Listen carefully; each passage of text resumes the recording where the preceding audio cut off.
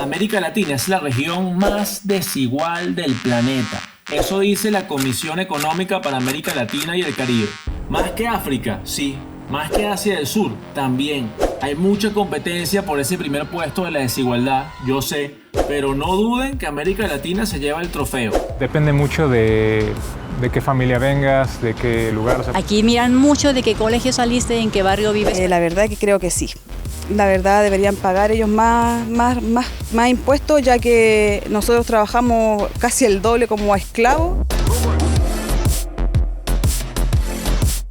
El 50% de la población más pobre de la región solo tiene el 1% de las riquezas, mientras que el 10% más acaudalado acumula el 77% de estas riquezas.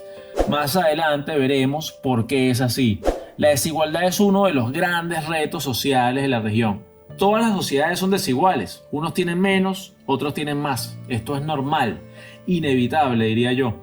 Pero la desigualdad muchas veces es dañina, porque si es muy grave, es malo para la economía. Y no lo digo yo, lo dice el Fondo Monetario Internacional. ¿Cómo van a ser productivos grupos sin acceso a una buena educación o a trabajos bien pagados? La desigualdad también puede llevar a inestabilidad social y política, lo cual a su vez puede espantar a los inversionistas y puede llevar a que los hogares más pobres se endeuden excesivamente, desencadenando crisis. Pero primero, aclaremos cómo se mide la desigualdad. Sí, definitivamente creo que hay una desigualdad muy grande. O hay salarios muy bajos o salarios muy altos.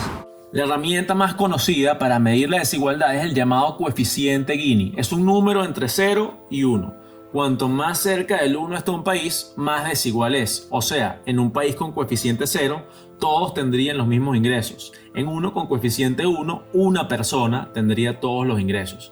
Obviamente ningún país está en los extremos, sino que se acercan o se alejan del 1 y el 0. Por ejemplo, Sudáfrica, el país más desigual del mundo, tiene un coeficiente de 0,63. El más igualitario es Eslovaquia, con 0,23, según el Banco Mundial. Así está el ranking en América Latina. Colombia va a la cabeza, seguida de cerquita por Brasil. Panamá está repuntando en el tercer lugar. Uruguay, la República Dominicana y Argentina van a la distancia en los últimos puestos de esta lista, pero siguen siendo relativamente desiguales. Y que Colombia encabece esta lista no es nada nuevo, es crónico. Pero a nivel regional hay buenas noticias. Según el último informe económico de la CEPAL, la desigualdad y la pobreza se han reducido en los últimos años. Aunque una cosa sigue siendo cierta, los ricos son cada vez más ricos y la cantidad de pobres sigue siendo gigantesca. Con esto le caemos a una pregunta central: ¿quién tiene las riquezas? Chile es un país muy desigual. De hecho, se puede ver prácticamente en la calle. Por ejemplo, uno está en Santiago y puedes bajar 2 líneas de metro y estás en un contexto completamente distinto. Ya lo decía antes, el 50% de la población más pobre de la región solo tiene el 1% de las riquezas, mientras que el 10% más acaudalado acumula el 77% de estas riquezas. Brechas como estas no son nada nuevo y se transmiten de generación en generación. Como decimos algunos colegas, la decisión más importante que hace un latinoamericano en términos económicos es escoger a sus abuelos. Es que si tu abuelo es rico, o sea, un abuelo es rico, es muy difícil ser nieto pobre. Se puede, pero es muy difícil. Igualmente, si el abuelo es pobre, si está en la parte más baja de la distribución del ingreso, es muy difícil que el nieto sea rico. Entonces, cuando tienes desigualdad, naces en la desigualdad, vives en la desigualdad y mueres en la desigualdad. Así que el abuelo, papá y mamá juegan un rol en esto de las riquezas. La herencia, por ejemplo, forma una gran parte de la fortuna de los súper ricos latinoamericanos. Más de la mitad de ellos debe su patrimonio total o parcialmente a grandes herencias. Las cifras son parecidas a las de Europa, pero en Canadá y Estados Unidos solo un cuarto de los ultrarricos heredó sus fortunas. Los números sobre la herencia cuestionan lo de la meritocracia. ¿Qué tan probable es que ganes un sueldo mínimo si heredaste la compañía exitosa de tu papá? ¿Y cuál es el mérito de nacer en una familia así? Tampoco tiene nada de malo, simplemente es una casualidad, es pura suerte, no es meritorio. O viendo el lado contrario, ¿qué tan probable es que te hagas millonario si naciste en una favela y tienes un trabajo informal? Extremadamente improbable.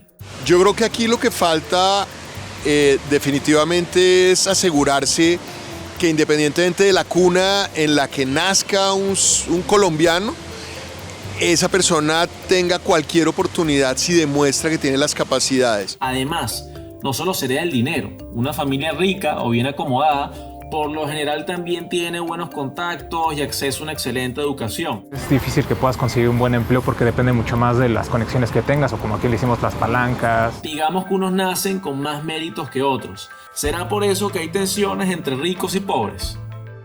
El trabajo precario acompaña a los 1.000 millonarios. El promedio latinoamericano es por encima de 50%.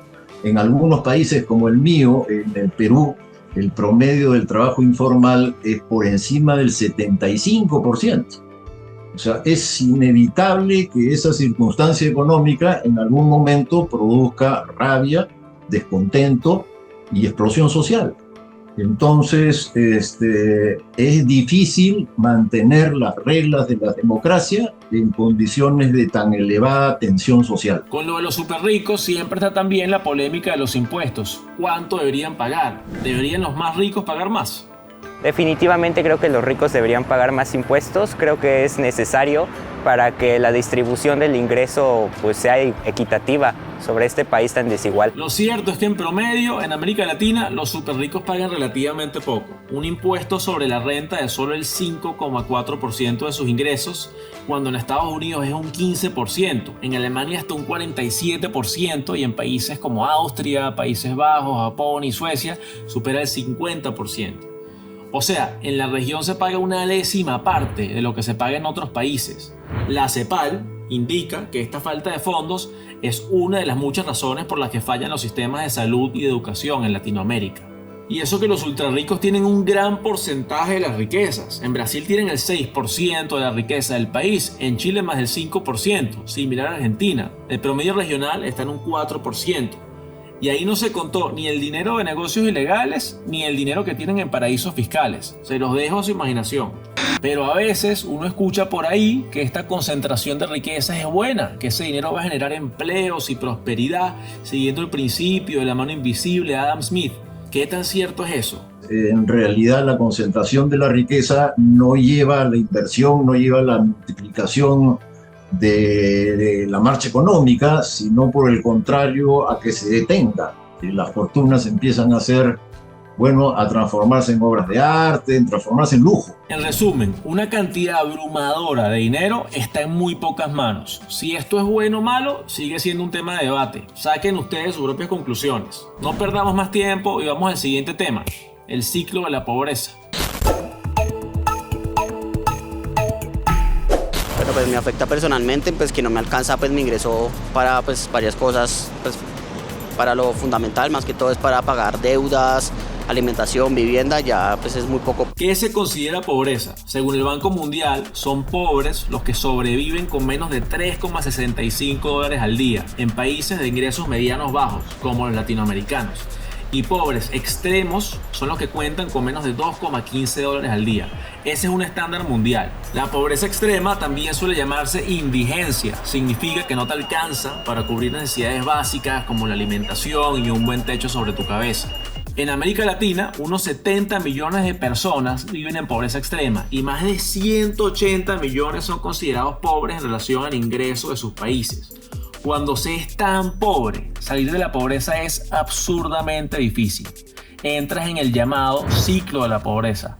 La inclusión laboral se complica y muchos terminan trabajando informalmente o en empleos de muy baja productividad. Un estudio deja clarísimo lo difícil que es salir del ciclo. Aquí ven el número de generaciones que una persona necesitaría para salir de la pobreza en diferentes países. En Dinamarca son 2 y en el resto de Escandinavia 3. Pero en Colombia son 11. Necesitas 11 papás y mamás trabajando en la pobreza para salir del ciclo. En Brasil son 9 generaciones. Curiosamente, en Chile y Argentina son 6. Lo mismo que en Alemania. No sé si eso habla mal de Alemania o bien de Argentina y Chile. Decíanlo ustedes. ¿Cómo se rompe el ciclo de la pobreza entonces? Por medio del Estado, con subsidios. No es tan fácil. ¿Qué es lo que permiten estos subsidios? Permiten que, por supuesto, baje la pobreza extrema en términos de que haya acceso a alimentos, pero no repercute en que esto pueda significar que se supere ese ciclo generacional. Si naces en una familia pobre, lo más probable es que seas pobre hasta, imagínate, 11 generaciones después. Para variar un poco, aquí les va una buena noticia. La pobreza regional volvió a los niveles previos a la pandemia, con la excepción de Argentina. Pero sigue habiendo muchos pobres si se compara con el 10% que hay en Europa y Estados Unidos. Y hay casos más extremos, claro, como muchos países de África donde superan el 90%. Pero no todos somos iguales. Hay grupos especialmente vulnerables a la pobreza. Pareciera que todas las personas tenemos las mismas oportunidades para acceder a esas opciones de empleo. Sin embargo, están relacionadas con la escolaridad que tengas, el contexto social del que provengas, incluso tu color de piel, ¿no? O alguna adscripción étnica que tengas. En la región hay 4 grupos particularmente pobres. Mientras que el 20% de los hombres blancos son pobres, casi el 24% de las mujeres lo son. Es una cifra similar a la de los afrodescendientes. Y la de los indígenas es astronómica. El 43% es pobre. Las grandes desigualdades del pasado, las que provienen de temas horizontales, las que conforman a los grupos sociales, estas no se han atenuado, por el contrario, se han profundizado. Entonces, el último ciclo, el neoliberal, se traduce en éxitos individuales y fracasos sociales. 1 de cada 2 mujeres sigue excluida del mercado laboral y esa marginalización ya empieza en la educación. Además, América Latina tiene la segunda tasa más alta de embarazos adolescentes del mundo, lo que determina los proyectos de vida de muchas jóvenes. Los afrodescendientes también tienen una mayor tendencia a ser pobres y los indígenas ni hablar. En América Latina se han contabilizado 826 pueblos originarios que más o menos significan 42 millones y 123 millones de afrodescendientes que en este último grupo corresponde a 1/3 de la población latinoamericana. También tenemos 420 lenguas, o sea, quiere decir que somos una región sumamente diversa y sumamente compleja en términos de sus procesos culturales, étnicos, políticos, de la construcción y consolidación también de sus saberes propios. También los jóvenes son muy susceptibles a la pobreza, tienen poca experiencia, no se han integrado al mercado laboral, etc. Según el Banco Mundial, en la región el desempleo juvenil está en 16% y el 60% de la gente joven tiene trabajos informales. En este punto yo me pregunto, ¿por qué? ¿Por qué hay grupos que tienden a ser pobres? ¿Será que no quieren estudiar? ¿Será que no quieren trabajar? ¿Será que son flojos, que son unos ociosos? No creo. Hay otras razones. Por ejemplo, el pasado colonial. Todos nacemos en diferentes contextos. Unos ricos, otros pobres, otros ni tan ricos ni tan pobres. Como mencionaba el economista de la UNAM, si tu abuelo era rico o pobre, probablemente juegue un papel en tu situación actual. Y esto es especialmente cierto en contextos postcoloniales, que tienen una historia de explotación y extractivismo. O sea, de extremos de desigualdad. La herencia colonial es un concepto que se usa bastante en historia y es un poco complejo. Significa que después de la independencia, que ocurrió hace ya más de 200 años, los países latinoamericanos asumieron la situación colonial, pero ya no con el mundo exterior, sino para adentro. Y que al interior del país entonces se habría reproducido la situación de una potencia dominante, en este caso un grupo, que mantiene relaciones con el resto del país en términos de casta, en términos de grupo privilegiado, que tiene un conjunto de beneficios que la sociedad le ha dado. Y el concepto de economía de herencia colonial entonces sirve para pensar en colonialismo interno y en falta de integración de la nación. Yo estudié historia y con frecuencia escucho a gente decir, ¿por qué seguir pensando en el pasado? Han pasado siglos, ¿qué tiene que ver la colonia con la actualidad? Bueno, sí tiene que ver. Para ponerlo muy claro, imagínate que mi tatarabuelo era un criollo adinerado con fincas, ganados, minas, destilerías y cientos de esclavos. Es probable que mi situación actual sea diferente a que si mi tatarabuelo era uno de esos esclavos y trabajaba cosechando azúcar. A veces el peso de la historia es tan pesado que sigue pesando siglos después. Compartimos una historia en común, ¿no? Que tiene que ver de inicio con, digamos, pensando desde el proceso de la colonia hacia estos países, hacia nuestros días. Ahí tuvimos un proceso muy importante, ¿no? Que creó pautas sociales, culturales, políticas, que al día de hoy muchos de estos pueblos originarios y afrodescendientes en la región están, digamos, padeciendo, ¿no? Esa relación desigual. En este proceso de coloniaje, por ejemplo, se crearon jerarquías raciales, ¿no? Que dentro de esos pueblos no había. Se crearon jerarquías sociales, étnicas, ¿no? Que han venido como desarrollándose y a veces hasta acentuándose. Y la herencia de la discriminación racial no solo se ve en América Latina. Miren hacia los Estados Unidos, miren hacia Sudáfrica, el país más desigual del mundo. Grupos enteros, afrodescendientes, indígenas, también fueron esclavizados durante siglos. Y al acabar la colonia y al llegar su emancipación, no es que se podían convertir en terratenientes y alcaldes y les daban premios. Seguían siendo discriminados, aunque ya no fuese oficialmente.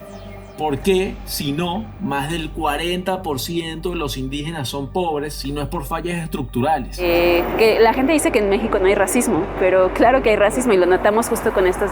Si tú ves los puestos directivos es generalmente gente blanca, ¿no? Y obviamente un contexto y un ingreso, un contexto más privilegiado. Y la discriminación va más allá de la marginalización laboral y social. Por ejemplo, en el vocabulario. En tu país no hay palabras que discriminan a alguien por ser afrodescendiente o indígena. En Venezuela hay muchas, muchísimas. Hay todo un vocabulario del racismo y del clasismo. Y eso también es parte de la herencia colonial. Esa mirada hacia abajo, despectiva, está basada en estructuras de poder viejísimas. Eso no es nada nuevo. Y puede que suene colectivista o como política de identidad, pero lo cierto es que históricamente los rasgos colectivos, como el color de piel, determinaron el papel que uno tenía en la sociedad. Y sigue pasando. Y las personas que no estamos en puestos directivos somos personas que tenemos incluso color de piel más moreno y por lo tanto una condición, no por lo tanto, ¿no? Pero relacionado con una condición socioeconómica distinta. Está claro que hay diferentes herencias coloniales, hay muchos matices. La herencia colonial es muy compleja, afecta a las instituciones, la economía, la sociedad, la cultura de un país. Y cuál fue la herencia juega un papel en el éxito o en el fracaso de las naciones contemporáneas. Ahora, lo cierto es que sí es parte del pasado. Al tomarse las medidas correctas, la situación debería ser reversible y mejorar. Así como lo de antes impacta lo de ahora, lo que hagamos ahora determina lo que viene. Pero ¿cuáles son esas medidas? ¿Cuál es la mejor manera de revertir la pobreza y la desigualdad que vemos hoy en día? La pregunta realmente es, ¿importa quién gobierna? El anarcocapitalismo, el libre mercado, el capitalismo social. ¿Cuál es el mejor sistema político para eliminar desigualdades extremas? Y sobre todo, la pobreza. Es un tema de mucho debate. No ha sido una constante, ha habido una evolución histórica.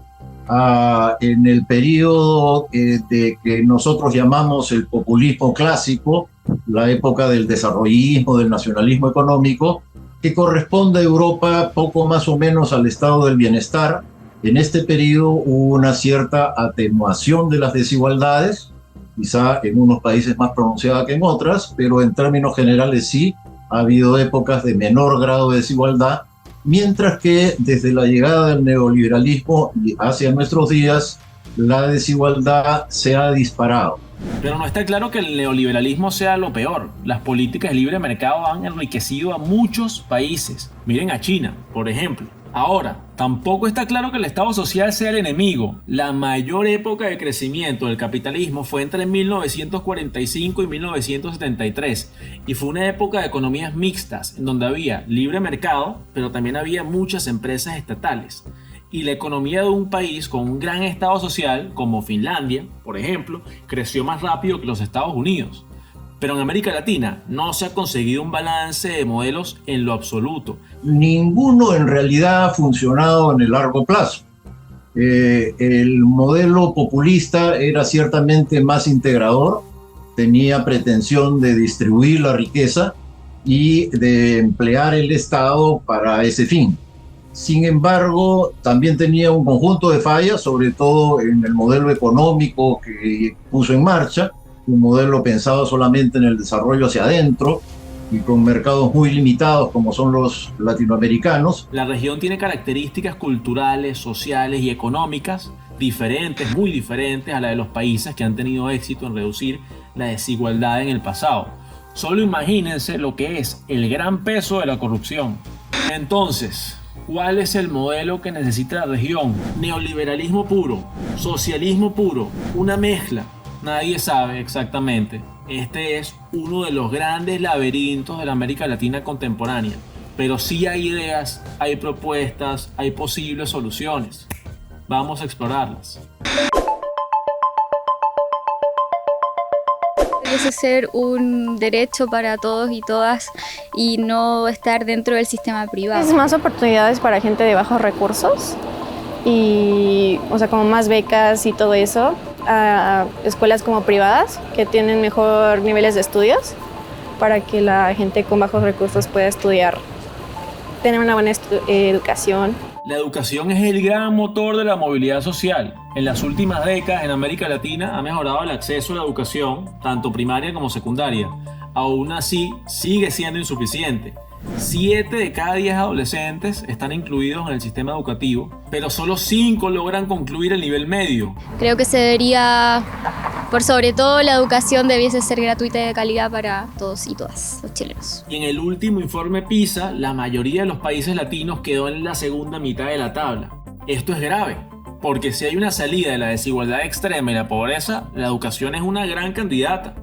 Acceso a servicios efectivos, acceso a educación de calidad, acceso a lo que implica cuando estás en un sector con muchas dificultades para desplazarte, a medios que te permitan llegar a instituciones donde puedes tener mejores posibilidades. La educación ha sido un tema de protestas en la región los últimos años, por todas las carencias que tiene. A mí me gusta mucho pensar a los jóvenes como protagonistas, ¿no? O sea, en América Latina también han habido, digamos, procesos de lucha de jóvenes en Chile, en Argentina, en México, que han avanzado, han colocado temas muy específicos. Uno de ellos es, no están de acuerdo con el tipo de, digamos, de economía que ellos están viviendo, donde ellos específicamente no están siendo considerados o integrados, ¿no? Y ahí me voy al empleo. O sea, definitivamente un tema crucial en América Latina es el empleo. O sea, yo diría educación y empleo. Si la educación es parte de la solución, tiene que tomar en cuenta la desigual y compleja realidad de la región. Yo atendería a las así llamadas desigualdades horizontales, aquellas que tienen que ver con grupos, y puntualizaría 3 órdenes en los cuales creo que es necesario tener un conjunto de medidas prácticas. Uno primero es hombre-mujer, uno segundo es capitales versus interior rural, y uno tercero es indígenas y poblaciones afro-latinoamericanas versus blancos criollos. Si uno atiende las desigualdades de grupo y tiene claramente establecidas cuáles son las principales, entonces se pueden aplicar medidas prácticas que tiendan a disminuir la desigualdad, pero ya no pues como un asunto de tú y yo, ya no como un asunto de cuánto ganas, ya no como un asunto individual, sino pensando en estas estructurales de grupos sociales que afectan a grupos enteros y que son las claves de la desigualdad. Miren, la desigualdad es un tema muy polémico. Para algunas ideologías es el peor enemigo. Es el caso del socialismo y el comunismo. Y si alguien, como los neoliberales, defienden a la desigualdad, son vistos como fanáticos elitescos. Por otro lado, para el neoliberalismo la desigualdad puede ser buena y hasta deseable. Y si alguien les dice que puede ser un problema, te pueden tildar de zurdo o algo así. En ambos casos se está caricaturizando y ridiculizando la posición del otro, lo cual solo radicaliza el debate público. Y en los últimos años ha habido más polarización, con más populismo en ambos polos. Un gran problema es que no hay mucho diálogo y al final es un tema hipercomplejo. Es improbable que alguno de nosotros entienda la desigualdad y sus consecuencias del todo. Lo más probable es que ninguno de los extremos tenga la razón y que la radicalización sea mala idea tanto a nivel individual como de políticas públicas. El reto es justamente conseguir un balance tanto en cómo percibimos la desigualdad como en qué hacemos para solucionarla. Y allí el diálogo respetuoso y empático es esencial. Espero que este episodio haya aclarado un poco este tema tan complicado, tan espinoso, y que en los comentarios en redes podamos tener un debate constructivo. Los leo. Hasta la próxima semana. Adiós.